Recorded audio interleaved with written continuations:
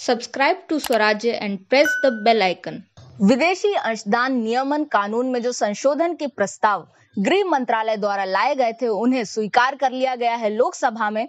हालांकि कुछ पार्टियों ने इसका विरोध किया, जैसे कांग्रेस और तृणमूल। साथ ही कुछ आलोचकों का यह भी कहना है कि जो एनजीओज जमीनी स्तर पर काम कर रहे हैं, विदेशी अंशदान के सहारे से उन्हें इसका नुकसान पहुंचेगा, विशेषकर शोध कार्य के क्षेत्र में, ऐसा आलोचकों ने कहा है।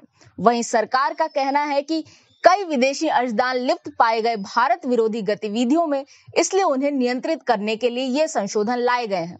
साथ ही पिछले कुछ सप्ताहों में हमने देखा कि एफसीआरए लाइसेंस निलंबित किया गया कुछ एनजीओज का जो धर्मांतरण की प्रक्रिया में लिप्त पाए गए थे। इनका संबंध था ईसाई मिशनरियों से। एक और बात ध्यान देने योग्य है, वह यह है कि 2018 के हिंदू चार्टर की एक मांग थी कि विदेशी अंशदान को पूर्ण रूप से प्रतिबंधित कर दिया जाए। हालांकि यह ऐसा नहीं हो रहा है, लेकिन जो संशोधन लाए गए हैं वह कैसे महत्वपूर्ण है, इस पर बात करेंगे हम आज के वीडियो में। सबसे पहला प्रावधान जो लाया गया है वह यह है कि किसी भी संस्था को यदि विदेशी अंशदान मिलता है तो वह दूसरी संस्था को नहीं दे सकती। पहले कानून यह था कि यदि दूसरी संस्था भी पंजीकृत है विदेशी अंशदान पाने के लिए या फिर उसने सरकार से अनुमति ली है तो ये पैसा ट्रांसफर किया जा सकता है। इस प्रकार हमने देखा कि इस पैसे का काफी बड़ा ट्रेल था, जिसमें एक संस्था को मिलता था विदेशी अंशदान और वह विभिन्न संस्थाओं में उसे बांट देती थी। और साथ ही दक्षिण भारत में जो ईसाई मिशनरियों के लिए पैसा आता था उसके साथ भी ऐसा ही होता था, वह उत्तर भारत में इसी प्रकार से ट्रांसफर किया जाता था।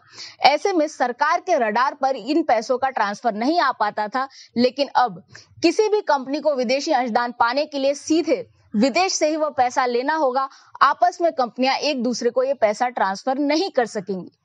दूसरा जो नियम आया है वह यह है कि अपने एडमिनिस्ट्रेटिव खर्चे के लिए यानी प्रशासनिक खर्चे के लिए 20% पैसा ही खर्च किया जा सकता है। पहले यह सीमा थी 50%, जिसे घटाकर अब 20% कर दिया गया है।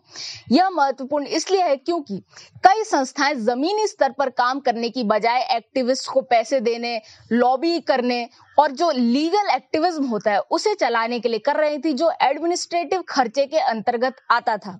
हमने देखा कि जल्लीकट्टू के विरुद्ध, भारतीय खेलों त्योहारों, इनके विरुद्ध जो पीआईएल दायर की गई थी उनका संबंध किसी न किसी तरीके से पाया गया था फॉरेन फंडिंग से। इस प्रकार यह नियम भी महत्वपूर्ण है। तीसरा जो संशोधन लाया गया वह यह है कि अब कोई भी विदेशी अंशदान नई दिल्ली की एसबीआई ब्रांच में ही आएगा। बाद में उसे कोई संस्था अपने दूसरे बैंक अकाउंट्स में ट्रांसफर कर सकती है, लेकिन जब यह पैसा विदेश से आएगा तो वह एक ही ब्रांच में आएगा।